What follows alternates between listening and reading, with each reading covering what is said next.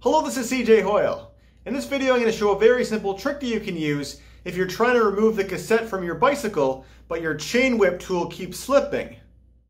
So I'm working on taking off the cassette from this wheel, which involves using a chain whip and wrapping around the sprockets like this, and then taking a wrench and spinning off the lock ring tool.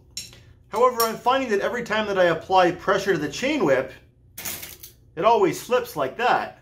I've tried the chain whip on many of the sprockets, and I've even tried 2 different chain whips, but the result is always the same. However, the solution for this is pretty simple.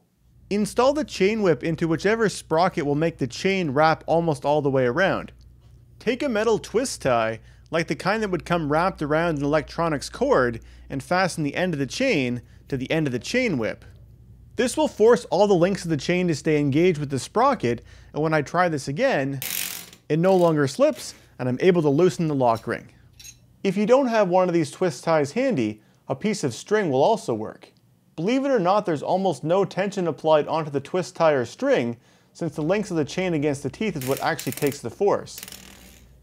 The majority of cassettes that I've worked on do not skip this badly, so most of the time you probably won't need to use this trick.